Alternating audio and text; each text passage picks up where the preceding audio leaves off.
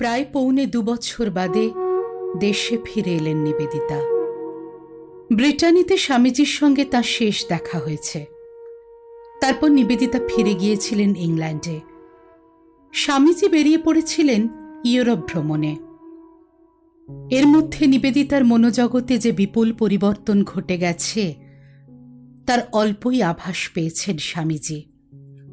এই নিবেদিতা আর স্বামী বিবেকানন্দর সেই ছায়া অনুগামিনী নন। এখনও এই নিবেদিতা অবশ্যই স্বামীজির ভক্ত এবং শিষ্যা, কিন্তু আগে যিনি ছিলেন নিবেদিতার রাজা, যিনি ছিলেন প্রভু, এখন তিনি গুরু, এখন তিনি পিতার মতন।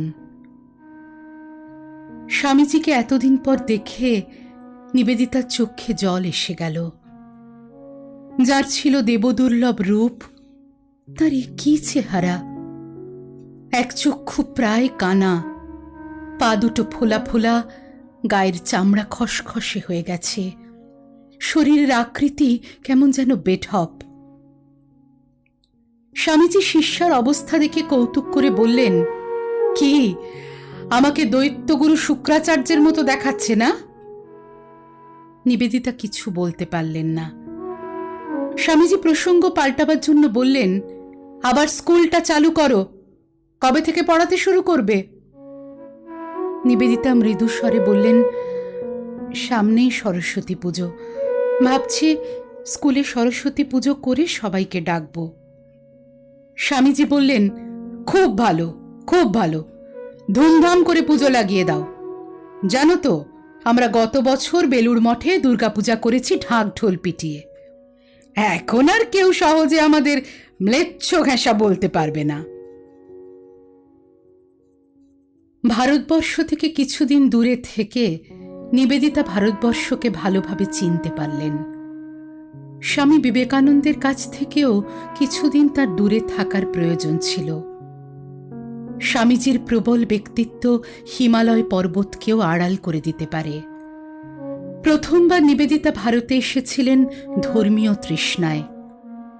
ব্যর্থ প্রেমে বিদীর্ণ হৃদয়ে সহসা স্বামী বিবেকানন্দর মতন এক অসাধারণ পুরুষের সান্নিধ্যে এসে ভেবেছিলেন ইনি তাকে সারা জীবনের পথ নির্দেশ করবেন।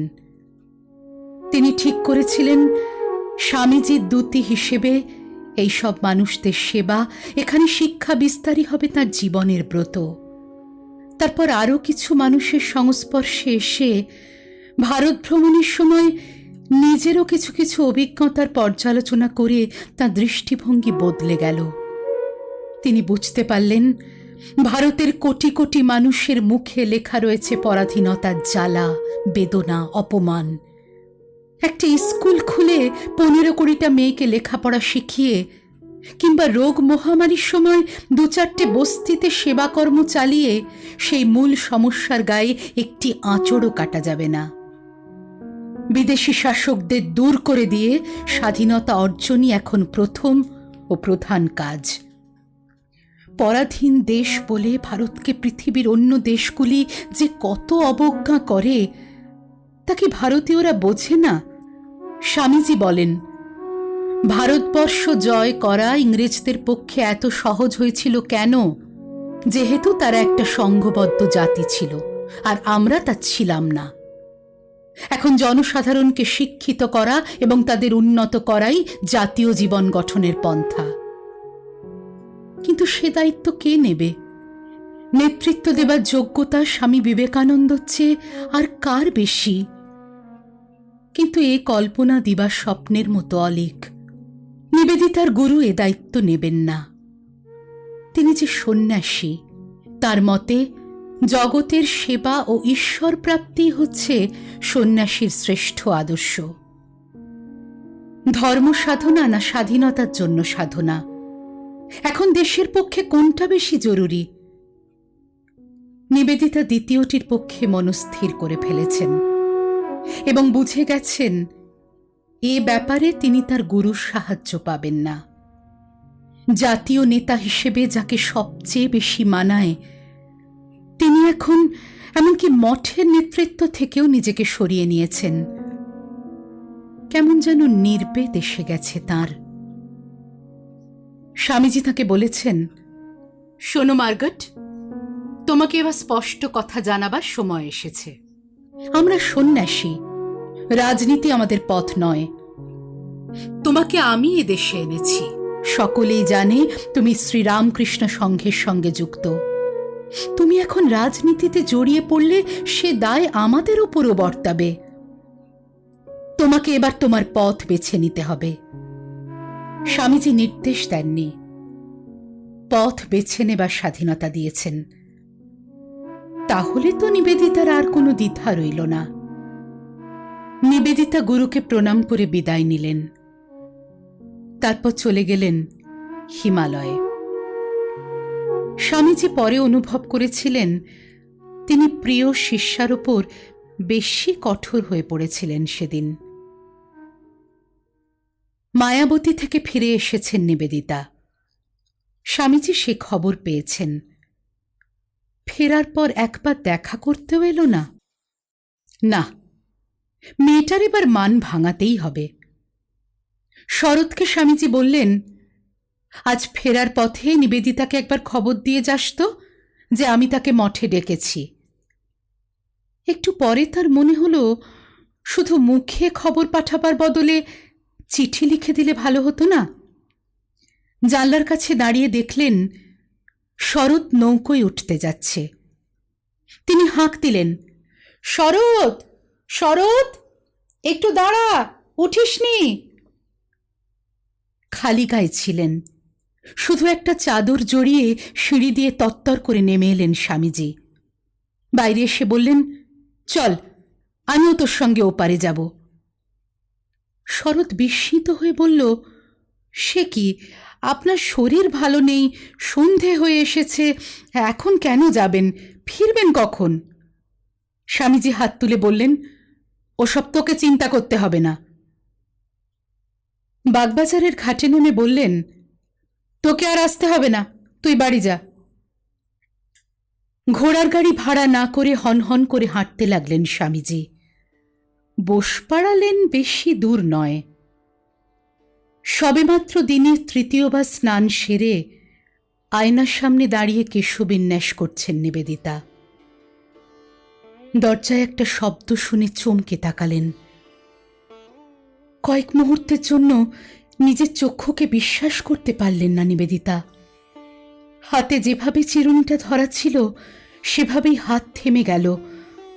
তিনি যেন চিত্রার্পিত হয়ে রইলেন। তারপর ঘোর ভেঙে অস্ফুট স্বরে বললেন, আমার প্রভু। স্বামীজি সহাস্যে বললেন, কেমন আছো মার্গট? যেন ঠিক আগের মতন, মাঝখানে কিছুই ঘটেনি। নিবেদিতা একটা চেয়ার এগিয়ে দিয়ে বলল, বসুন। স্বামীজি বললেন, না, বেশিক্ষণ থাকবো না, মঠে ফিরতে হবে। তুমি কেমন আছো দেখতে এলাম। নিবেদিতা বললেন, আপনি আমাকে বিশুদ্ধ আনন্দের সন্ধান দিয়েছেন। আমি আর কখনো খারাপ থাকি না। যাবার আগে স্বামীজি বললেন, শিগগির একদিন মঠে এসো। কয়েকদিন পরই ভোরবেলা নিবেদিতা এসে উপস্থিত। গুরুর পায়ের কাছে মাথা ঠেকিয়ে প্রণাম করলেন। স্বামীজি সকৌতুকে বললেন, না ডাকলে বুঝি তুমি আর আসতে না? নিবেদিতা বললেন, মায়াবতী থেকে ফিরেই আমি এখানে আসতে চেয়েছিলাম, কিন্তু তখন জানতে পারলাম আপনি নদিয়ার কোন গ্রামে গেছেন, কবে ফিরবেন ঠিক নেই। স্বামীজি বললেন, হ্যাঁ গিয়েছিলাম বটে বড় জাগুলিয়ায়। আমার এক শিষ্যা মৃণালিনী বসু খুব করে ডেকেছিল। ভেবেছিলাম গ্রামে গিয়ে থাকলে শরীর সারবে। 1 সপ্তাহ রইলাম, বিশেষ কিছু সুবিধা হলো না। নিবেদিতা বললেন, আপনি সর্বক্ষণ আমার হৃদয়ে রয়েছেন। অনেক দূরে থাকলেও আপনাকে খুব কাছে অনুভব করি। স্বামীজি বললেন, তুমি তো প্রাতরাশ খেয়ে আসনি, দাঁড়াও, তোমার জন্য খাবারের ব্যবস্থা করি। নিবেদিতা উঠে গিয়ে সাহায্য করতে গেলে স্বামীজি আবার তাকে বললেন, তুমি চুপটি করে বসো, আমি নিজের হাতে তৈরি করব। টেবিলের ওপরে একটি পেরিচে সব সাজিয়ে দিলেন। নিবেদিতা জিজ্ঞেস করলেন, এ কি, আপনি আমার সঙ্গে খেতে বসবেন না? স্বামীজি বললেন, আজ যে একাদশী, আমার উপোস। আহার শেষ হবার পর নিবেদিতা হাত ধোবার জন্য একটি জলের জগ তুলে নিতেই স্বামীজি হাহা করে উঠে বললেন, দাঁড়াও দাঁড়াও, আমি তোমার হাত ধুইয়ে দেব। নিবেদিতার উচ্ছিষ্ট মাখা হাতে জল ঢেলে দিতে লাগলেন স্বামীজি। তারপর একটি পরিষ্কার সাদা তোয়ালে দিয়ে মুছতে শুরু করলেন সেই নরম চম্পক বর্ণ আঙুলগুলি। নিবেদিতা বিস্ময়ে বিমূঢ়ভাবে তাকিয়ে রইলেন স্বামীজির মুখের দিকে। জিজ্ঞেস করলেন, এ কি করছেন? এসব তো আপনার জন্য আমারই করার কথা। স্বামীজি হঠাৎ গম্ভীর হয়ে গিয়ে বললেন, যিশু তাঁর শিষ্যদের পা ধুইয়ে দিয়েছিলেন, মনে নেই? নিবেদিতার চোখে জল এসে গেল। যিশু তো ওই কাজ করেছিলেন তার জীবনের শেষ দিনে। এ কি অলক্ষণে কথা বলছেন স্বামীজি? এরপর নিবেদিতার সঙ্গে অনেকক্ষণ সময় কাটালেন। শরীরে কোনো অসুস্থতা বোধ করলেন না, কিন্তু পরদিন শরীর আবার বেশ দুর্বল হয়ে গেল। বিছানা ছেড়ে উঠতেই ইচ্ছে করে না, তবু জোর করে উঠলেন। নিচে এসে বসলেন সকলের সঙ্গে। আজ তিনি চুপ, বাকি সবাই কথা বলে যাচ্ছে। একসময় তার মনে হলো সকলে যেন বড় বেশি কথা বলছে। এত কথা কেন? তার কান ঝাঁঝা করতে লাগলো। স্বামীজির হাত থেকে একটা কাঁচের গেলাস খসে পড়ে চূর্ণ বিচূর্ণ হয়ে গেল। সেই সঙ্গে সবাই চকিত হয়ে তার দিকে তাকালো। ব্রহ্মানন্দ জিজ্ঞেস করলেন, কি হয়েছে নরেন, শরীর খারাপ লাগছে? স্বামীজি কোনো উত্তর দিলেন না। ব্রহ্মানন্দ প্রায় জোর করে স্বামীজিকে ওপরে পাঠিয়ে দিলেন। আশ্চর্য মানুষের শরীর! পরদিন ব্রাহ্ম মুহূর্তের আগে স্বামীজির ঘুম ভাঙা মাত্র নিজেকে খুব টাটকা মনে হল। শিরা উপশিরা সব চাঙ্গা, ব্যাধি বালাইয়ের চিহ্ন মাত্র নেই। চোখের দৃষ্টি আবারও উজ্জ্বল। আজ তিনি ঠাকুরের ঘরে বসে তন্ময় হয়ে চক্ষু বুজে রইলেন প্রায় 3 ঘণ্টা। তারপর চোখ মেলতেই তার খুব ক্ষুধা বোধ হল। সোনায় সোহাগার মতন আজই জুটে গেল ইলিশ। স্বামীজি নিজে মাছ পছন্দ করতে লাগলেন। অনেক দিন বাদে বেশ তৃপ্তি করে খেলেন স্বামীজি। খাওয়ার পর বিশ্রাম করতে গিয়েও ফিরে এলেন 1 ঘণ্টার মধ্যে।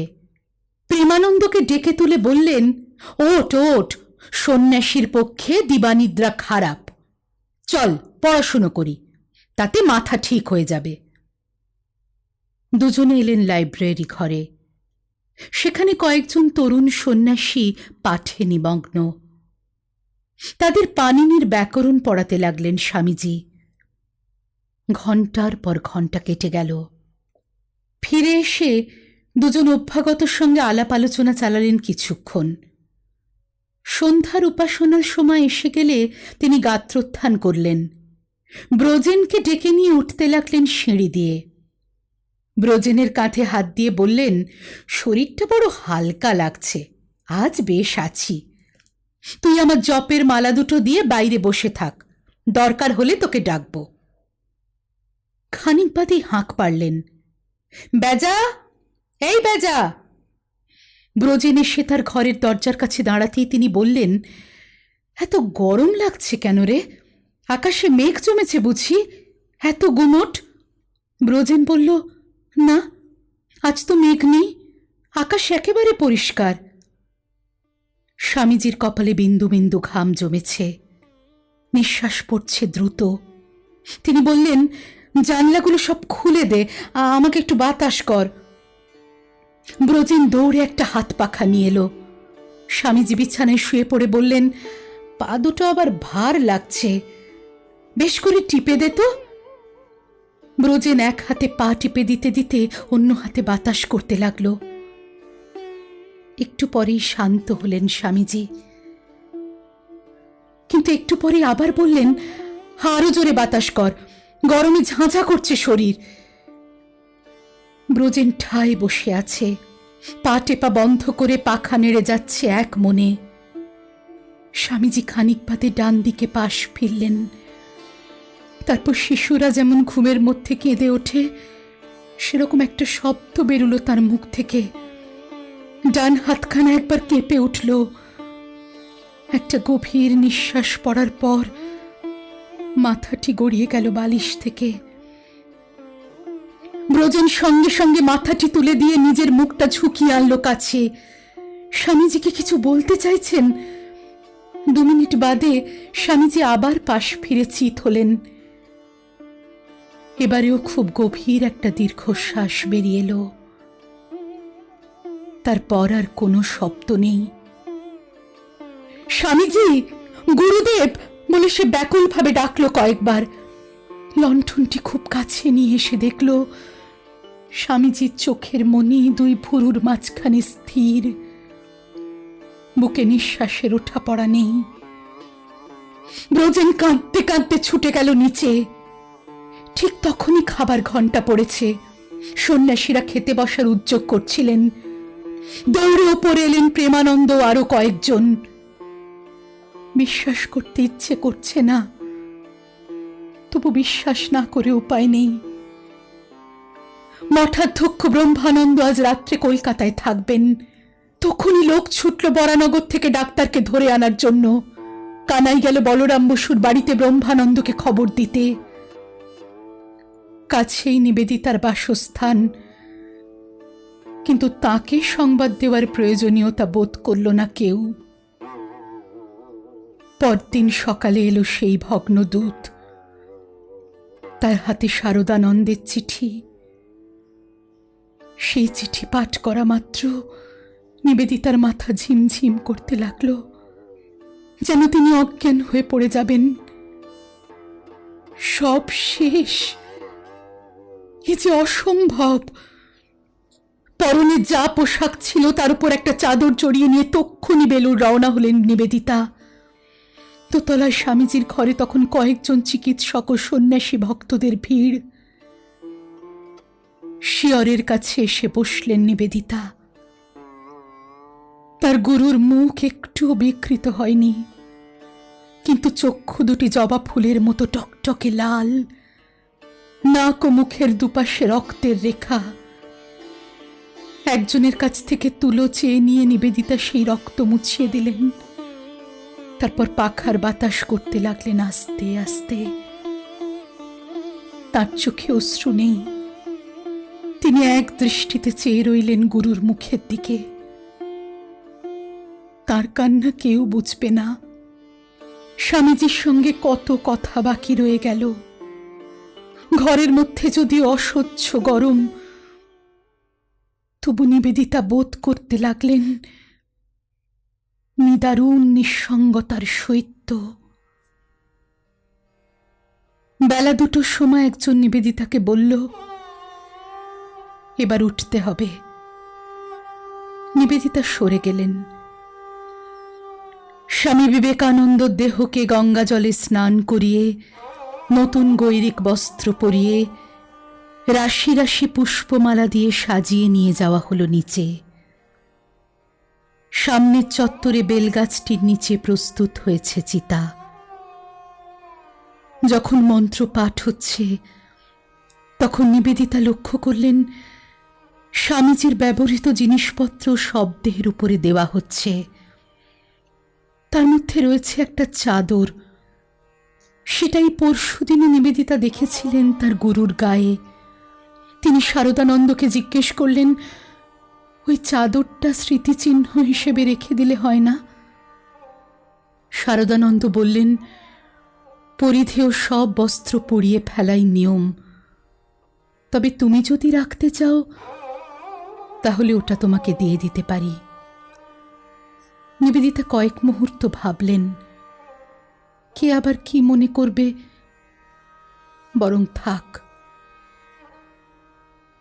চন্দন কাঠের চিতায় ঢালা হলো প্রচুর ঘি, জ্বলে উঠল আগুন। কাল এই সময় যে মানুষটি মহা উৎসাহে শিষ্যদের পাণিনির ব্যাকরণ পড়াচ্ছিলেন, আজ তিনি নেই। মনুষ্য শরীর দাহ করার দৃশ্য আগে দেখেননি নিবেদিতা, আজ প্রথম দেখছেন, এবং দেখছেন তার সবচেয়ে প্রিয় মানুষটির নশ্বর শরীর শেষ হয়ে যাচ্ছে। নিবেদিতার বুক এমনই শূন্য যে অশ্রুও নেই। তিনি বসে রইলেন ঘণ্টার পর ঘণ্টা। কেউ বিশেষ কথা বলছে না তার সঙ্গে, একটা সান্ত্বনা বাক্য কেউ বলেনি, যেন তিনি এখানকার কেউ নন। নিবেদিতা অবশ্য সব ভ্রুক্ষেপ করছেন না, শুধু দেখছেন আগুন। ক্রমে বেলা পড়ে এলো, সূর্যাস্তে বর্ণাঢ্য হলো আকাশ। তখনও চিতার আগুন লকলক করছে। হঠাৎ এক সময় নিবেদিতার এক হাতে কি যেন লাগলো। তিনি চমকে পাশে তাকালেন। স্বামীজির সেই চাদরখানির একটা টুকরো চিতা থেকে উড়ে এসে পড়েছে তার কাছে।